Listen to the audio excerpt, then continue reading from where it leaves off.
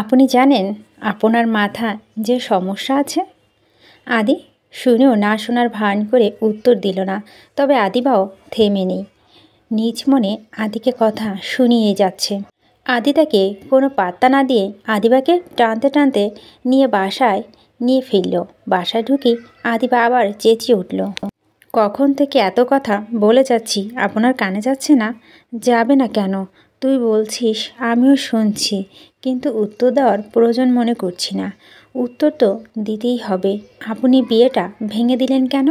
ভদ্রবাড়ির মেয়েরা রেস্টুরেন্টে বউ দেখাতে যায় না। বিদেশ ফেরত শিক্ষিত একজন ছেলের কাছ থেকে এমনটা আশা করা যায় না। যুগ পাল্টেছে, এখন এভাবে বিয়ে হয়। আমাদের বাড়িতে হবে না, চুপচাপ নিজের ঘরে যা। সরাসরি বলুন না আপনার হিংসে হচ্ছে, জেলাস ফিল করছেন। তোর বিয়ে হবে যেন আমি জেলাস ফিল করব কেন? সাদিয়া কি তোর যে খারাপ দেখতে? আমি মুখ যা বলছি মনেও তাই তোর বিয়ে ভেঙে দেওয়ার উদ্দেশ্য নয়, বরং বাড়ির সম্মান বাঁচাতে এমনটা করেছি। আদির কথায় আদিবার মন খারাপ হলো, তাই আর কথা না বাড়াতে চাইল না। আদি আবার বলল, তোর যেহেতু বিয়ে করার এত ইচ্ছে হয়েছে, তখন সভ্যনম্য ভদ্রভাবে বিয়ে কর। মট্রিমিনিয়া থেকে আজ বিয়ে করবি, কাল দেখবি ছেলে আগেই 3টা বিয়ে করে বসে আছে। বড় ভাই হয়ে এটা তো মেনে নিতে পারি না। তার মানে আপনি এখনও বলবেন আমায় বিয়ে করতে চান মনে মনে, নাকি আপনি সত্যি আমায় বিয়ে করতে চান? এই যে ভালোবাসা, এই পুরোটাই অভিনয়। আপনি আসলে আমার ভালোবাসেন না। ভালোই যদি বাসবেন, এখনও কেন বলছেন না? না, আমাকে জানাতেই হবে আপনার মনে আমি সত্যি আছি নাকি নেই। আদিবা কথা না বাড়িয়ে নিজেই ঘরে চলে গেল। সারাদিনে আর আদির সাথে দেখা হয়নি আদিবার, কারণ আদি নিজের ঘর থেকে সারাদিন বের হয়নি। আশ্চর্য বিষয়, আদি আজ একবারও আদিবাকে ডাকেনি। আদি হুট করে বদলে যাওয়াটা আদিবার ভালো লাগলো না। অজানা কারণে মনটা খারাপ হয়ে গেল। যাই হোক, প্রায় সন্ধ্যা হয়ে এসেছে। আদি প্রতিদিন সন্ধ্যাবেলায় কফি খায়, এবার অন্তত আদিবাকে ডাকবে সে আশায় আগেই কফি বানিয়ে রেখে দিল। সন্ধ্যা 6টা হবে। আদি নিজের ঘর থেকে বেরিয়ে নিচে আসলো। আদিবা কফি মগ হাতে নিয়ে দাঁড়াতেই আদিবাকে দেখেও না দেখার ভান করে ফোনের স্ক্রিনে চোখ রেখে বলল, সাদিয়া আমাকে কফি দিয়ে যা তো। আদিবা অবাক হয়ে বলল, প্রতিদিন তো আমি কফি দিই, আর দিতে হবে না। এখন থেকে আমার সব কাজ সাদিয়াই করবে। যাই হোক, তোকে একটু পর দেখতে আসবে, রেডি হয়ে নে। আদিবা অবাক হয়ে প্রশ্ন করলো, দেখতে আসবে মানে? আমার পরিচিত এক সিনিয়র ভাই পাত্রী খুঁজছেন, আমি তোর কথা বললেন দেখতে আসবে। আপনি আমতা আমতা করা মানে কি? আপনি সত্যি আমার বিয়ে দিতে চান? অবশ্যই তোর বিয়ে না হলে তো আমাদেরটা হবে না।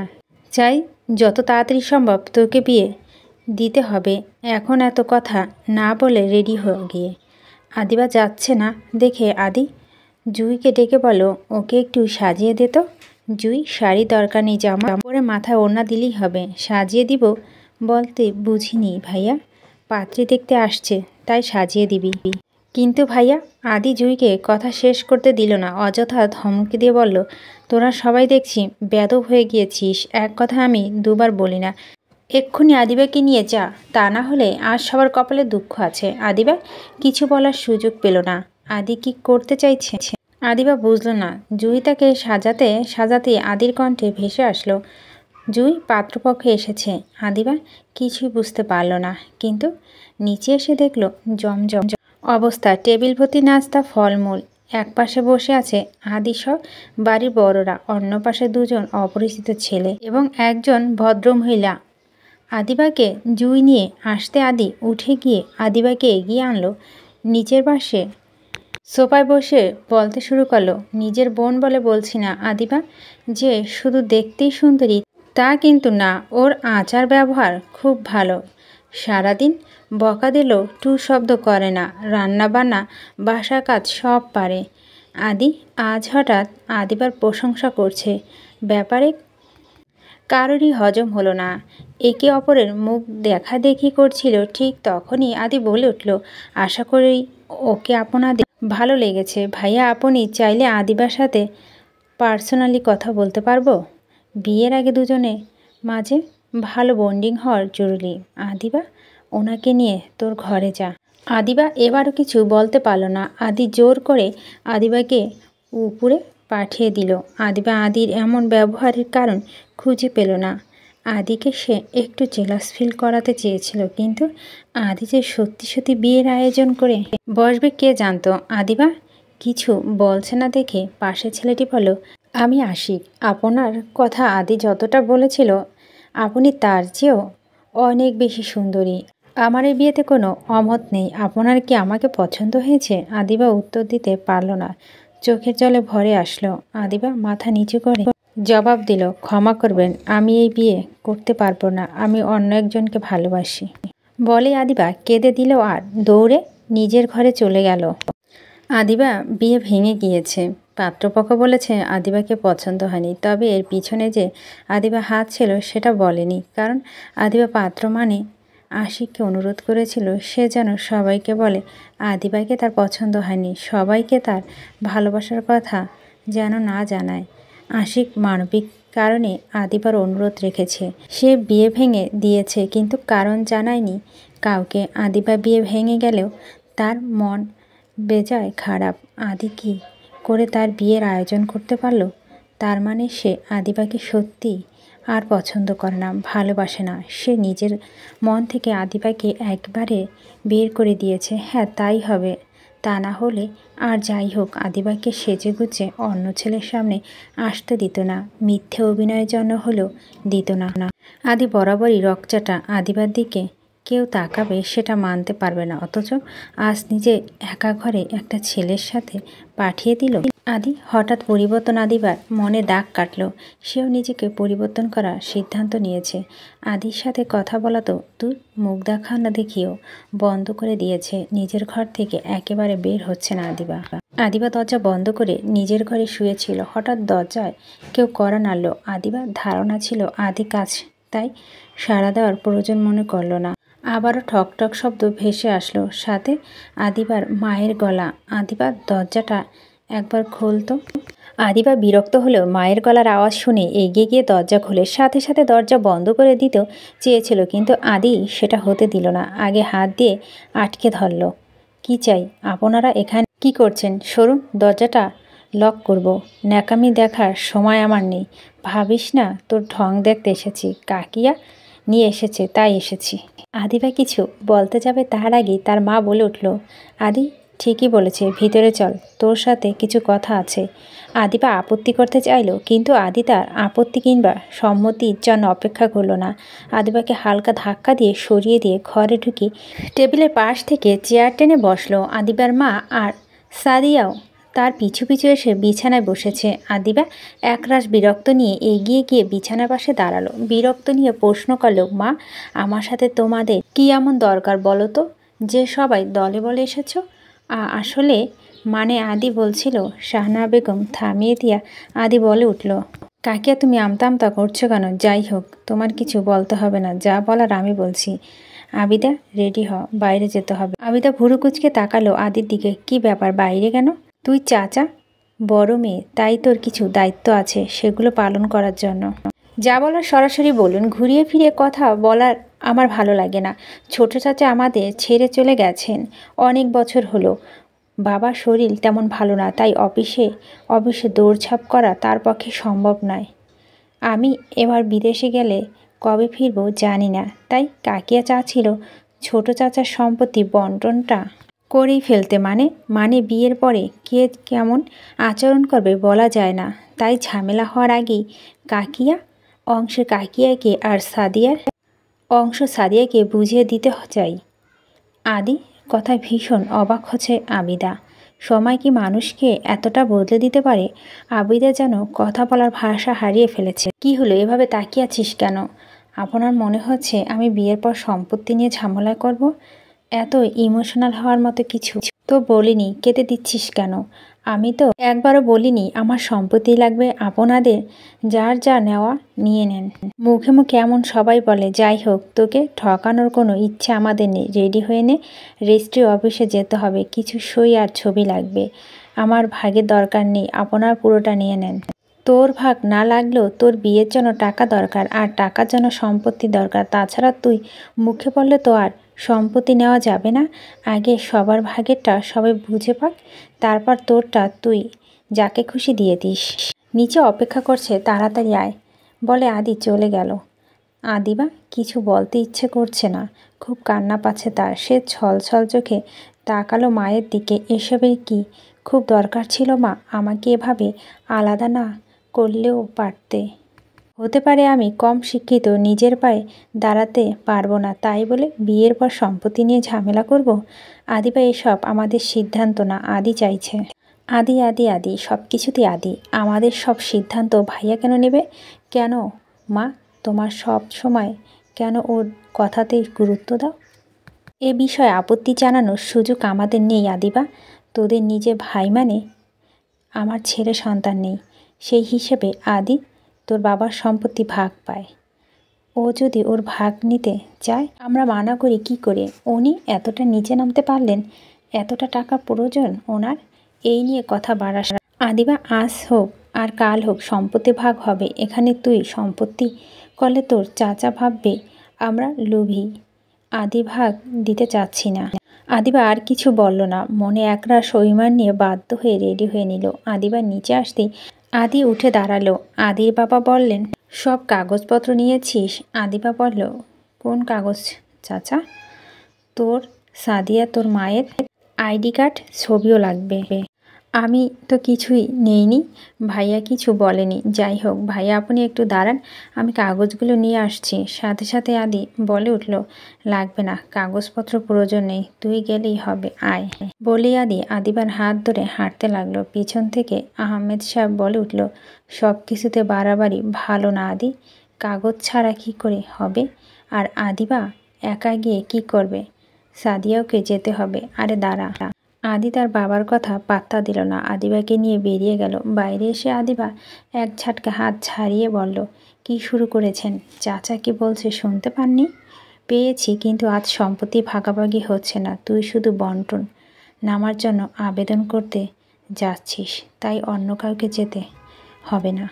তুই চাচার বড় সন্তান, তুই হলেই চলবে। আদিবাকে আর কিছু বলা। আদিবা প্রাতিষ্ঠানিক বিষয় সম্পর্কে তেমন কোনো ধারণা নেই, তাই আদি যা যা করতে বলেছেন তাই করেছেন।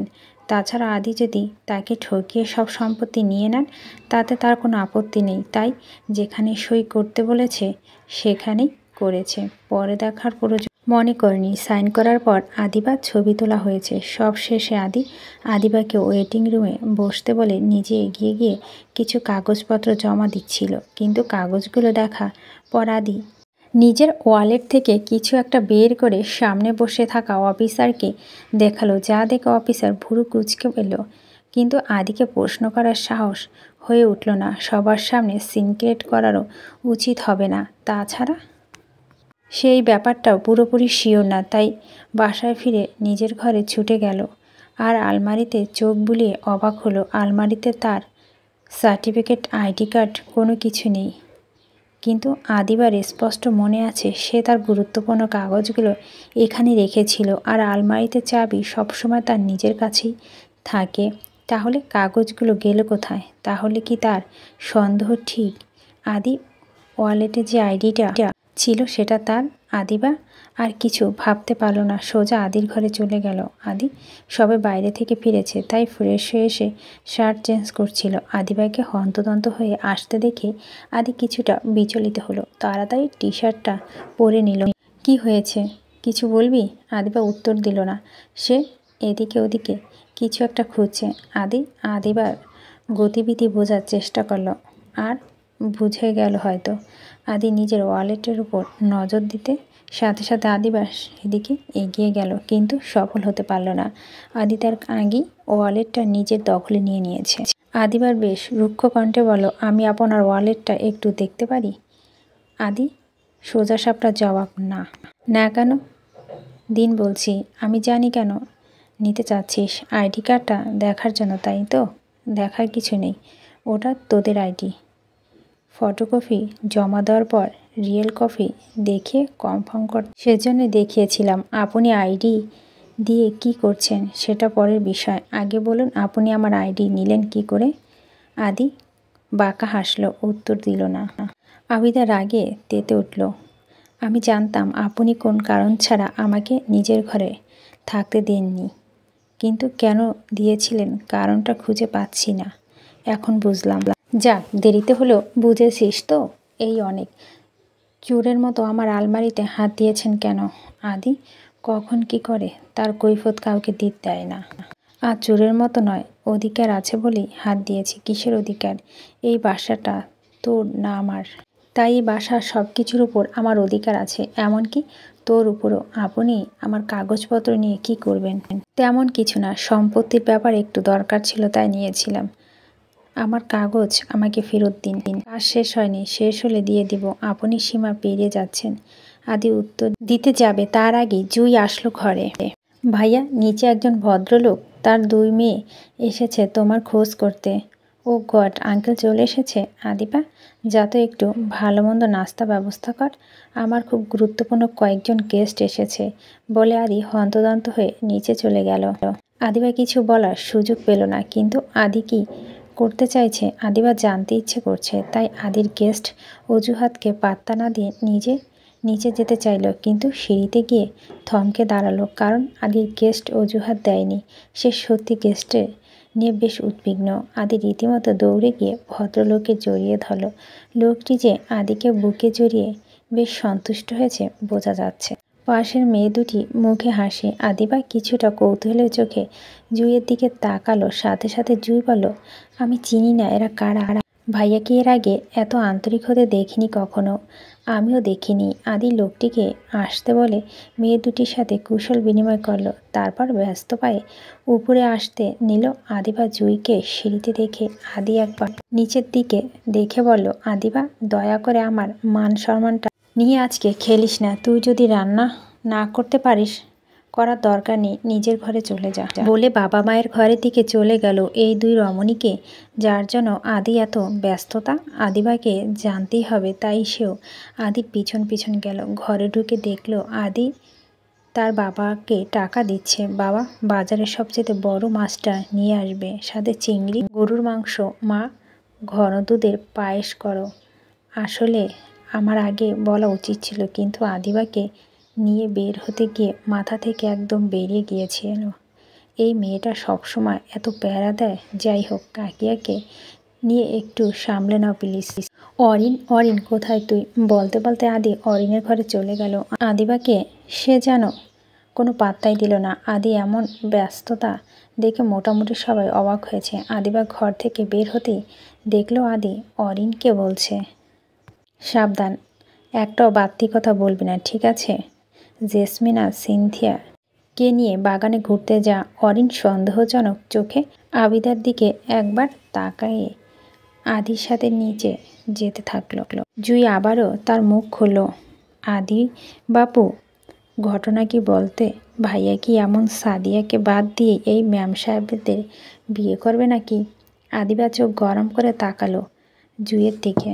যাক বাবা, আমি কি করলাম? যা দেখছি আমার এমনই মনে হচ্ছে, তাই তো বললাম।